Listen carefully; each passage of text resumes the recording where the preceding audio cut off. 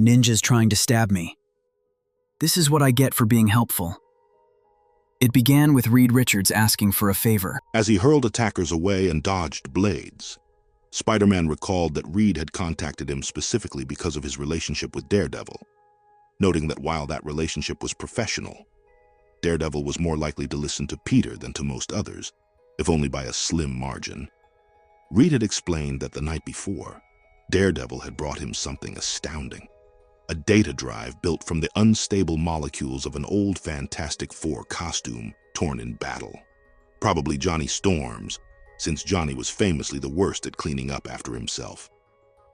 Spider-Man had asked what the drive contained.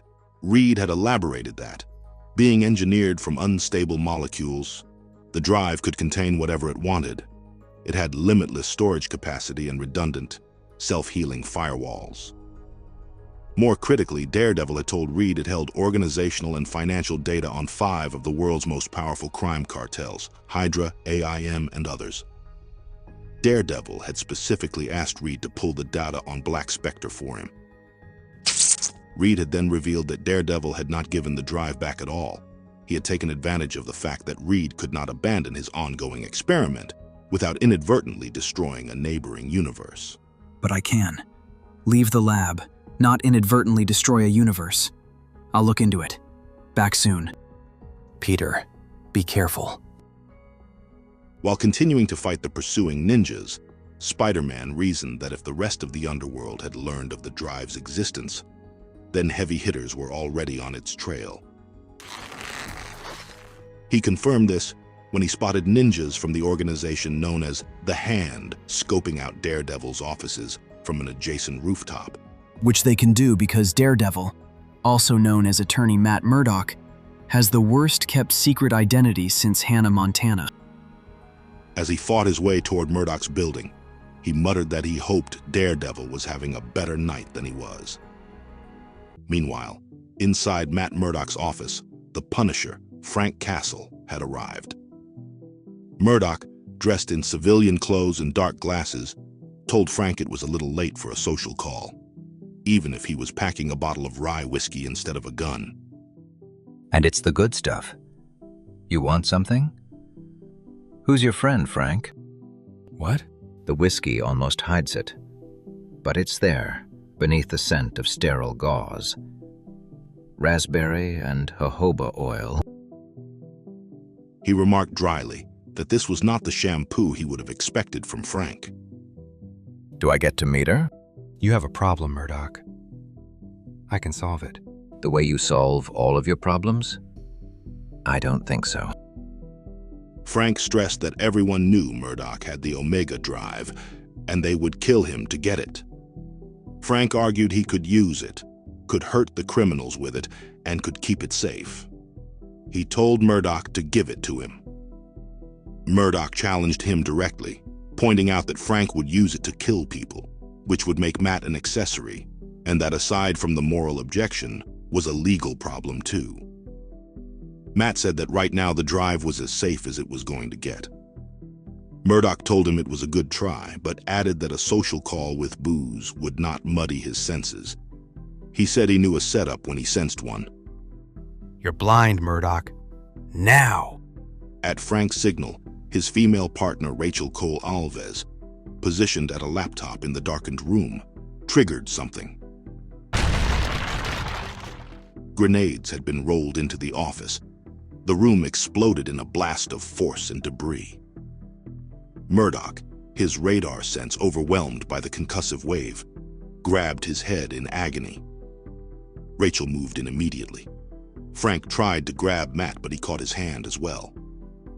As Rachel leveled a gun at him, Matt added with strained composure that it was also rude. Jojoba oil. Nice to meet you. You're going to shoot me for... You hear that? Magoo! Hey, apologies for the damage. Kinda in a hurry, what with the ninjas and all. Spider-Man burst through the office window at full speed, with Daredevil in full costume alongside him. Wait, of course, the Punisher, and he's brought a friend. Who's a girl. Don't say it, resist the urge, he'll kill you, don't. So I see you've started dating again. Stupid mouth. We have a problem. Saved by the devil. Yes, that. Exactly that. I don't think they're here to do the windows, but it can't hurt to ask, right? A massive assault followed. The Hand had sent a large force, dozens of ninja attackers swarming the building and the surrounding rooftop. The Punisher immediately began issuing tactical commands, ordering the group to fall back and enfilade on a choke point. Spider-Man interrupted to protest that there would be no killing and nobody would die. The Punisher informed him, without much concern, that everybody dies eventually. Spider-Man's inner monologue assessed the Punisher as both scary and crazy. Daredevil stepped in to set the terms clearly. If the Punisher wanted access to the Omega Drive, he would follow Spider-Man's rules. He had a partner too. Frank grudgingly moved on. And all of a sudden, Frank and Rachel jumped straight out the window. The fight that followed was chaotic and ferocious. Spider-Man wondered aloud, mid-battle, whether the Hand had dental coverage. Daredevil demonstrated that he could be trusted to do the right thing under pressure. The Punisher operated with frightening effectiveness. Spider-Man at one point attempted conversation with Rachel. So, been punishing long? I'm Spider-Man, by the way, in case you weren't sure, or anything. Spider-Man reported that his spider sense was no longer firing, which generally meant they were safe, and asked Daredevil for confirmation. Daredevil used his radar sense and confirmed 360 degrees clear with police sirens approaching. He instructed Spider-Man to web up the remaining Hand members into a tidy package and told the group it was time to settle things. On the rooftop, Daredevil revealed the core of his strategy. Spider-Man expressed considerable alarm upon learning that Daredevil had given Megacrime a deadline. Daredevil calmly acknowledged this and explained that the only reason he had managed to keep the drive out of Hydra's and the other cartels' hands for as long as he had was because each cartel was afraid to move on him without triggering a global gang war with the others. To force the issue, Daredevil had brought down the Black Spectre organization in front of all of them and confessed openly that he was getting an itchy trigger finger. So phase 1 was to force contact. What was phase 2? Improvise. Typical. When Black Spectre fell, they had left something behind. They had made certain that everyone, from the Hand to Zodiac, knew that Daredevil possessed the drive. This had painted a massive target on the man without fear. Spider-Man, incredulous, demanded to know why Daredevil had not simply handed the drive to S.H.I.E.L.D. or the Avengers. Daredevil explained his reasoning. As long as he held it, the drive functioned as insurance. Megacrime would not dare to come after Matt Murdock's friends or co-workers, for fear of what the drive's contents could be used against them. Rachel disagreed sharply. She said Megacrime would always make the innocent pay, and that Daredevil was a fool to think otherwise. That's enough, Cole. Alves. Cole Alves? Spider-Man, hearing the name, made a connection.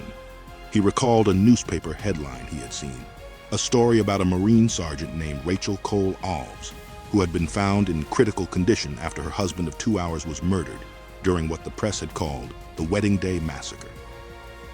Spider-Man understood then that Rachel Cole Alves was operating out of grief, that what drove her was loss.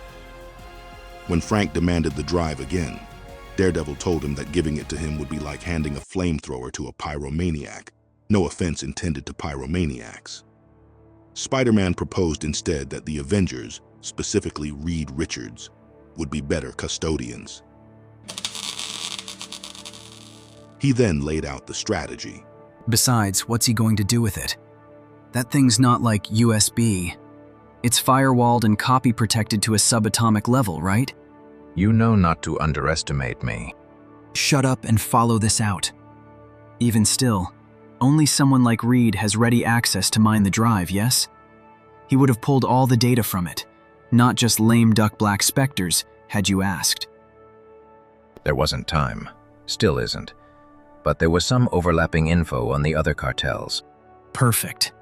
And none of us plays defense better than offense, correct? Your idea of offense is... Wait, you're suggesting a coordinated plan of attack? Spider-Man suggested that while Reed Richards' gizmo would download the drive's contents, the Punisher and Rachel Cole Alves would lead them straight into what he called the Lion's Den and keep Megacrime too busy to strike at Daredevil. They would run the noisiest, most chaotic, 3-man and 1-woman blitz anyone had ever seen. They could hit 4 crime cartels all before dawn. We'll need 40 minutes to prep the action. With 0 fatalities? 45. Daredevil, warming to the idea, elaborated. One night of deliberate chaos, drawing all of Megacrime into the open. And then, very showily and very definitively, destroy the Omega Drive before their very eyes, returning your life to whatever the hell you call normal. Frank asked what he would get out of the arrangement. Daredevil instructed him to take the bargain, and unless he was afraid. Frank gave an address and told them to meet them there in 1 hour, getting ready for a long night. As Daredevil and Spider-Man swung away into the night, leaving Frank and Rachel behind, Spider-Man told Daredevil that he was already regretting this. Peter then asked Matt if he knew how he could tell they were actually friends. Spidey told him, because in order to save Matt's hide, he had just teamed up with the Punisher. The team is in the middle of final preparations. Reed doesn't mind you doing this? I'm doing science, Hornhead. Reed loves it when I do science. Okay, when I say so, hit the red button. And which one would that be? Sorry, I mean the big one in the middle. Hope I got this right. Otherwise, I'll fry every electronic south of the 45th parallel. Meanwhile, Frank Castle and Rachel Cole Alves waited in the dark. The conversation shifted back to the Fantastic Four lab, where Spider-Man informed that what they had just completed was only a data scrape, enough to give the cartel known as the exchange information about their rivals Killer and Colette. However, Matt added, one more problem remained.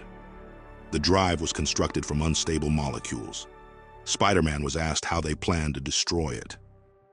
Spider-Man told them he had it covered and held up what appeared to be a device he had prepared, telling Daredevil not to worry. As the group assembled and armed themselves, Frank and Rachel both now wearing matching Punisher Skull combat gear, the underlying tensions of the mission were laid bare.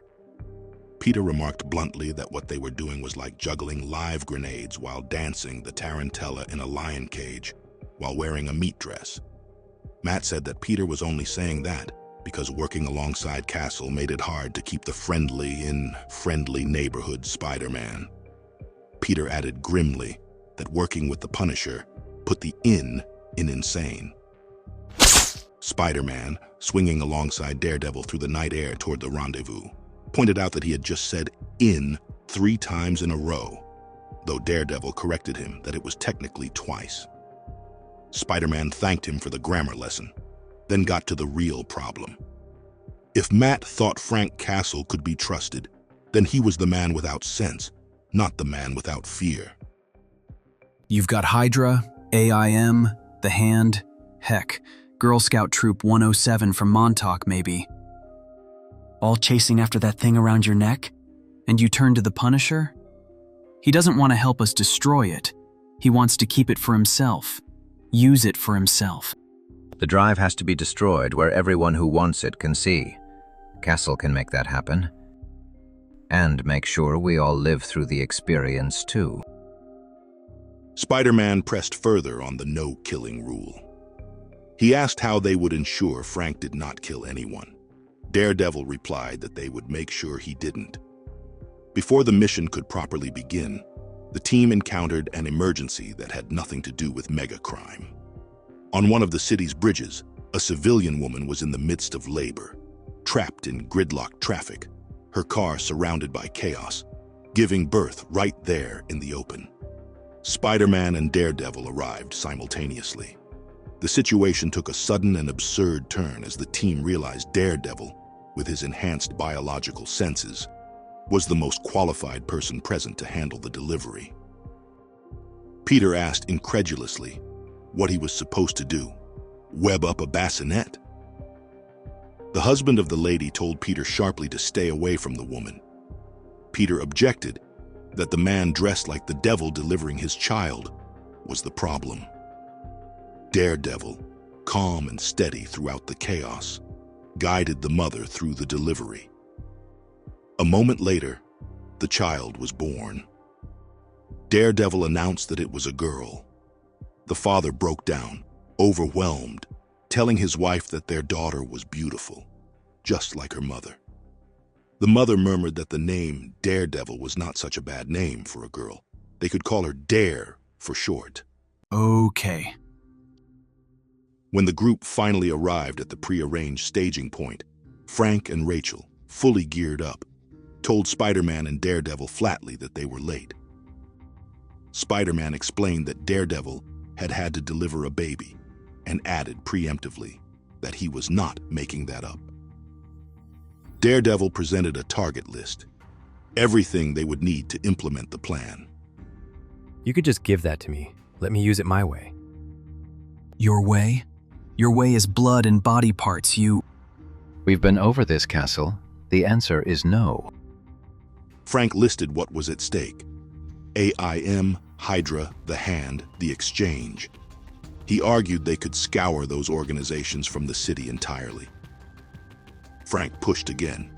With the Drive's information, he could do more lasting damage to megacrime than any of them. Daredevil responded with patience and firmness. He told Frank that information was power, and the Drive held more power than any one person should command.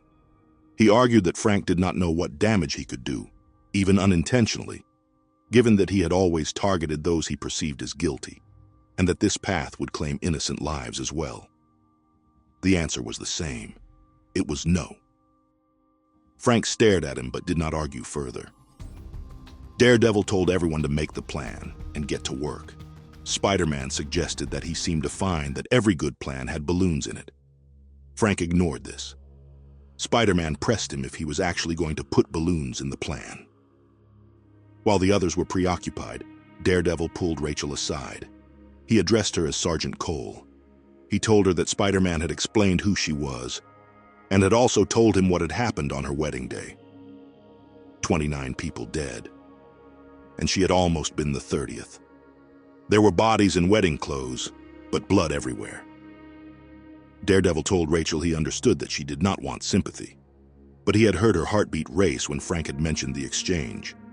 He said it did not take much to know what she wanted, given that she was partnering with the Punisher. He acknowledged she was a soldier, and that she had lost the people she loved, and that he understood this was the only way she could see to make it better. But, he said, revenge was not justice, Sergeant Cole. He told her not to follow the Punisher's path. He admitted quietly that he had failed Frank. He had not been able to help him. He told her he wanted to help her. Rachel said nothing for a long moment. I took my husband's name. Then she turned away. I just don't see your objection to Cake. Do you punish Cake, or is it just a principled stance? Shut up. Working in two elements initially. Simultaneous strikes. Cole and Spider-Man are first element. Daredevil and I. Yeah, no. What? I've been watching you drool whenever you catch sight of Hornhead's new necklace. You think I'm going to leave you alone with him so you can steal it? You've got another thing coming. Sir. Fine. Cole and Daredevil are the first element. Spider-Man and I are the second. The assault was chaotic and effective. Spider-Man waded into the AIM agents, yellow and green uniformed soldiers with their distinctive visored helmets, quipping that they should be glad they weren't the second element. He fought them off with webs and fists. Frank laid waste with heavy weaponry. Rachel, operating as another element alongside Daredevil at a different location simultaneously. Daredevil, calm and surgical, moved through the chaos. He seized one of the AIM operatives who was pretending to be unconscious, hauling him up and telling him to stop playing dead. He told the man he had a message for his superiors. If they wanted the Omega Drive, They would be at Grand Central Station at 3 in the morning. The man, thoroughly rattled, said he understood. Daredevil told him to get out and spread the word. But Rachel spotted the man and identified him immediately. She raised her rifle and trained it on him, her expression cold and certain. She told Daredevil that this one was Exchange. She said a rubber bullet was damned if she was going to put one in his eye. She said the man was Exchange and that he had to die. Daredevil turned. He told her he could not let her do that. He said this was something she should not do. He acknowledged that he had failed Frank. He hadn't been able to help him, and that this was the Punisher's way. But it did not have to be hers. You kill this man, it's murder. You become like him, like the people who stole happiness from you. You don't know. I do know. You're a soldier, and you've lost the people you love. I know this is the only way you can see to make it better. But would they want their legacy to be murder? You heard him. Get the hell out of here. That wasn't easy, but you made the right choice. Then it was Grand Central Terminal at 3 in the morning. The clock showed the appointed hour. Spider-Man perched high above the concourse on the terminal's famous statuary, beside the clock, and wondered aloud how many of the enemy were going to show. He calculated that if each of the 5 cartel groups sent 10 fighters, that would be at least 50. These were 50 men who absolutely would not want the Omega Drive turned into scrap, meaning they would not attack each other first. That meant 50 highly motivated opponents, all focused on the same targets. Spider-Man said, dryly, that this plan had better be a good one.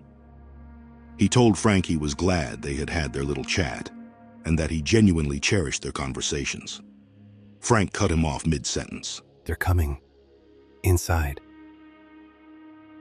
The Punisher laid out the positions. He said they would take the high ground on both sides of the terminal. Good overwatch positions, good field of fire. Spider-Man would be paired with Frank on one side, Daredevil and Cole on the other. He added that anyone who did anything they did not like, they would see it coming, and they would stop it. Spider-Man said quietly that when Frank said stop, he always seemed to hear kill. Matt told him that Frank had kept his word so far. Spider-Man acknowledged this, but added that Frank would keep it right up until the moment he broke it. Spider-Man asked if the two of them, Daredevil and Rachel, would be all right up there together. Daredevil said they were good. Spider-Man noted he would head back to babysitting Sir Talks-a-Lot. He swung down to join Frank, who pointed a sniper rifle somewhere across the concourse. Hey, honey, miss me? I wasn't aiming at you. Wait, did you just... Incoming, your show. Now, Daredevil. The forces of megacrime poured into Grand Central Terminal. AIM agents in their yellow containment suits surged in at the same time as hand ninjas in their red robes, and agents from Hydra in their green uniforms. All of them arriving simultaneously, filling the concourse floor. From above, Daredevil announced that he had something they all wanted. He told the gathered forces of every crime cartel that the mere fact of the Omega Drive's existence was enough to turn all of them inside out with fear, because they each knew that whoever could access what was stored within it knew every secret they had, and every secret their enemies had as well. He said that fear now controlled them.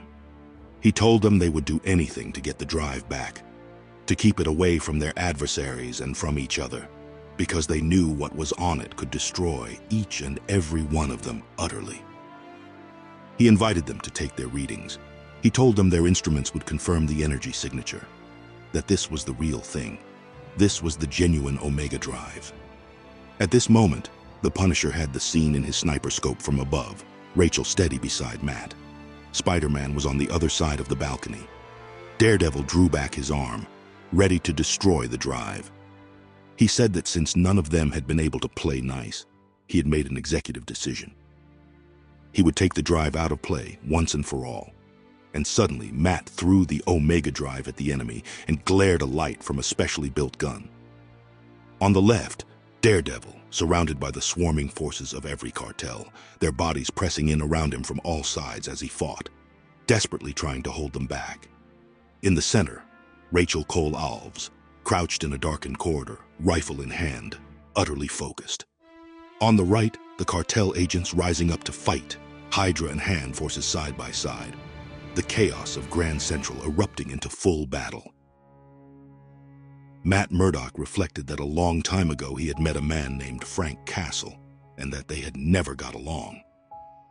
He was clear that it was not Frank's goals he objected to. They had both fought crime and criminals, and had that much in common. But as anyone would expect from a man called the Punisher, his methods tended toward the despicably violent. Daredevil acknowledged that despite a bitter enmity between them, circumstances had forced them into a temporary alliance. Himself, Spider-Man, Frank, and Frank's new accomplice, Cole. He noted that they were running an elaborate sting operation, on the strict condition that Frank forego killing, just for that one night. He admitted it ate him alive that one night's abstention was the best bargain he could extract. He recalled that once, years ago, he had gone all out to pull Frank back from the edge before he went over, and that he had been too late. But, he reflected quietly, sometimes, just sometimes, a person got a second chance. And thus, in Grand Central Station, 3 a.m., the chaos begins. Matt already knew that even blind, he could see tomorrow's headline. He imagined it reading, "Daredevil found dead on floor of Grand Central. Cause of death. Unbelievable arrogance." Where's the drive? Byzantine lays claim. Dare keep it from Hydra! Tell us where. Saw it fall! Must be here. Hail, Hydra! Kill him! Kill him! The terminal floor was swarming with enemies. Every cartel had sent its people. Voices from the crowd shouted demands. Daredevil, surrounded and pressed in from every direction, said to himself that he had lured all of megacrime into a trap, used the Omega Drive as bait, and acknowledged silently that he was a cocky idiot. Where's my backup? And all of a sudden, a gunshot was fired. Below, Spider-Man caught Daredevil's falling form briefly, stabilizing him on the ground. Back, you animals. Back. You break him, you bought him. Nice footwork down there, Magoo. I didn't fall. I was shot from behind. I see no wounds, but trust the spider sense. That crowd isn't using rubber bullets like Frank here, or like Cole. Hey, Punisher, where's your sidekick? Not sidekick. Ally, until about 20 seconds ago. Ambushed Daredevil, grabbed the Omega Drive for herself, and took off. When she what? Tell me you're kidding. Did you see which way she ran? Too busy covering your ass. I may as well tell you now. I always thought your part of this plan was stupid. Also, impossible now. The gun I built you to obliterate the Omega Drive so Megacrime will stop hounding you for it. It didn't survive the stampede. Does anybody have any good news? My hiccups are gone. Write an opera. Cole really has no clue how much he's put herself at risk. Nice mentoring, Frank. I repeat, not my responsibility. Daredevil said he guessed no one knew where she had gone. Frank confirmed that he is correct.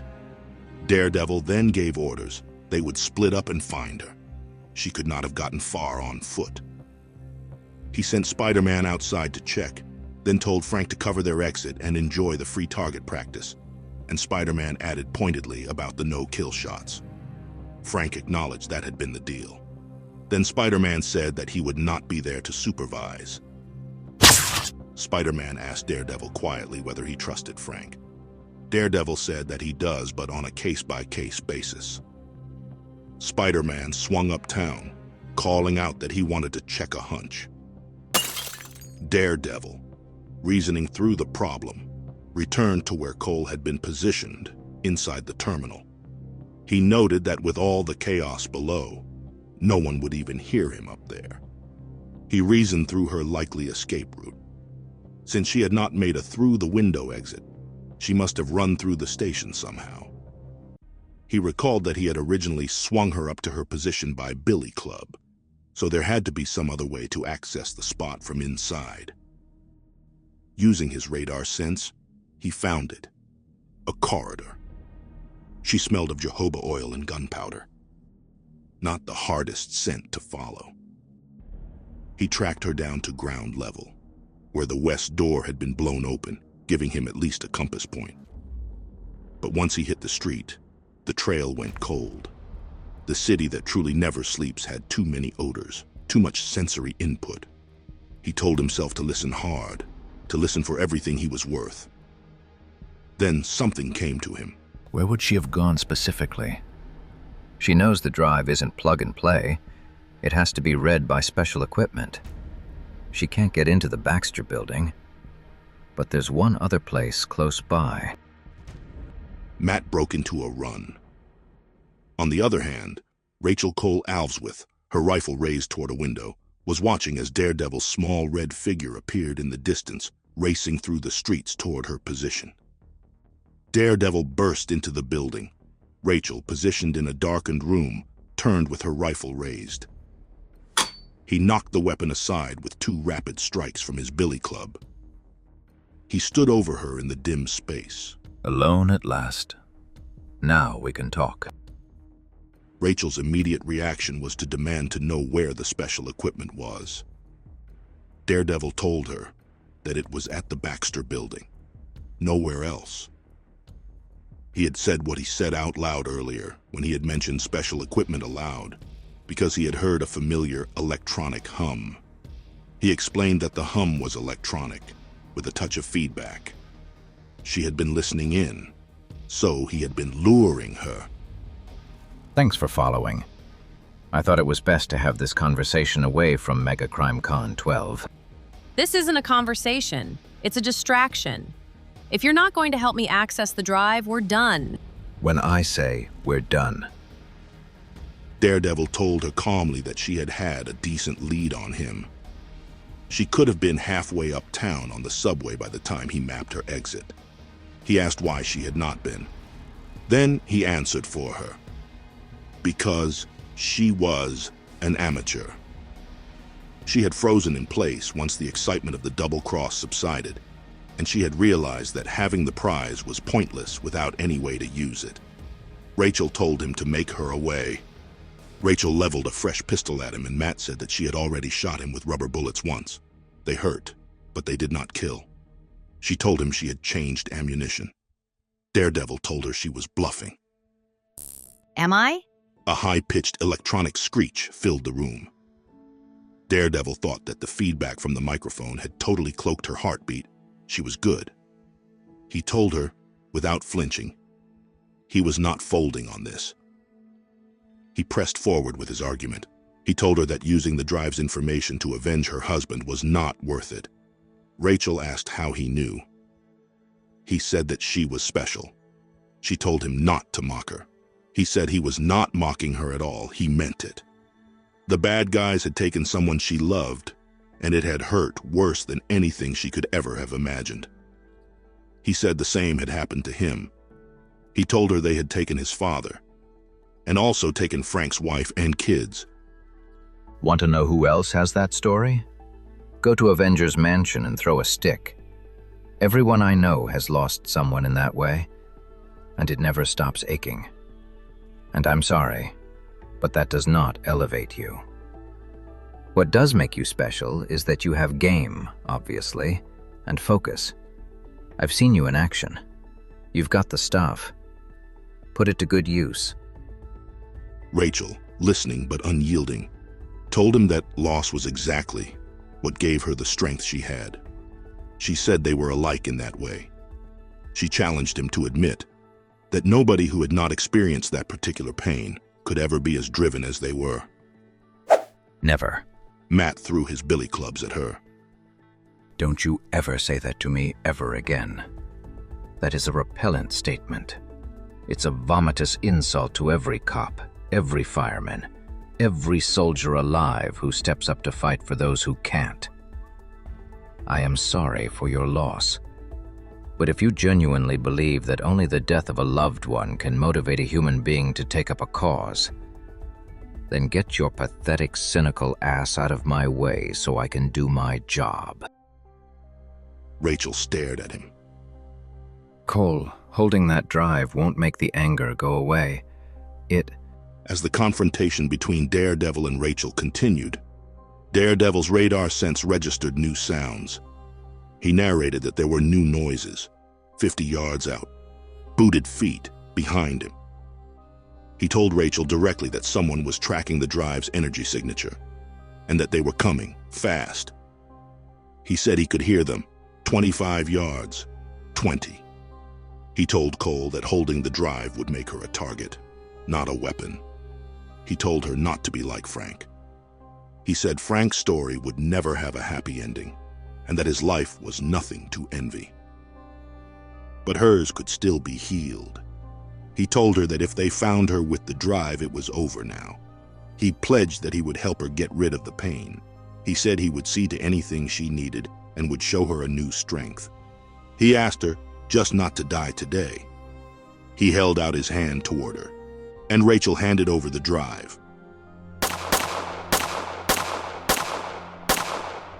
Multiple gunshots rang out, 5, 6, rapid, rendered through Daredevil's radar sense as a shattering of overlapping red wave forms. The shots were fired into the space around them both.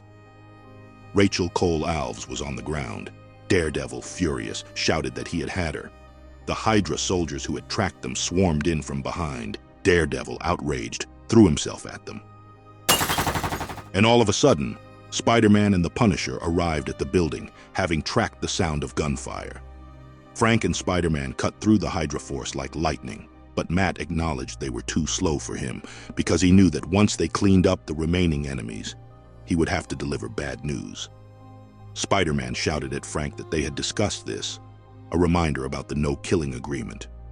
Frank, firing steadily and effectively, told him not to hog all the fun. When the fight was over, Daredevil turned to Frank. Frank, about Cole. For God's sake, she's... Just before you showed up, they gunned her down. No blood. She was armored, unlike some idiots. But surprisingly, there was no body of Rachel. She was gone. Spider-Man, still bristling from the fight, told Frank to shut up, but noted that it looked like she had dropped some ammunition behind. Daredevil, using his senses again, clarified that she had not dropped it accidentally. She had left it for him to find, so he would know. It was rubber, the same rubber she had switched to as he had urged during the moral crisis at the AIM raid. The message was clear. She had been listening. Spider-Man said he did not imagine they would catch Rachel this time, but they could look. Frank shut him down. He said he would find her if she wanted to be found. He gave a small, barely perceptible sound, something between a grunt and a laugh. Daredevil asked what was funny. Frank said nothing, then paused. The if part, that could mean something. He left it there. He then asked if any more enemies were descending on them. No, you're welcome. I'll leave it to you and the Boy Scout there to sort out the drive. That was also our deal. I got what I wanted. A night of reminding Megacrime why they should be afraid of me. I believe I'm done here. Unless... No. Spider-Man set about webbing up the remaining captured Hydra agents, telling them not to try anything before he called S.H.I.E.L.D. One of the bound Hydra agents began to call out, "Hail high," and Spider-Man cut him off, saying golf clap for a good night's beating. He noted the mission had not gone strictly to plan, but said that any dent in crime was a good dent. He then turned to Daredevil and reminded him that, as per their arrangement, Daredevil still had to have the Omega Drive smashed into bazillion pieces. That was for theater, remember? And we just pummeled the last of our audience into submission. Right. Which puts me right back where I started. holding a hot potato and hunted by all of megacrime. So why the smiley face? I just came up with a new plan. I like it when Captain America says that. Fills me with confidence. You, not so much. You need a hand? We'll talk. I'll buy you a drink sometime. We'll toast. 2? To second chances. Later, pal. Spider-Man swung away into the pre-dawn city. Daredevil also left the rooftop. The Omega Drive still in his possession, the threat still alive, the problem still unsolved. But something in him, quietly, carefully, hopeful. And that's where things leave off. Chaos in Grand Central. The Omega Drive still in play, and trust hanging by a thread. If you enjoyed this breakdown of Spider-Man, Daredevil, and the Punisher taking on the Hand, make sure you hit that like button and subscribe so you don't miss the next part of this insane storyline. Got thoughts on Rachel's decision or Daredevil's plan? Drop them in the comments. I read everything. And stay tuned, because the story is far from over.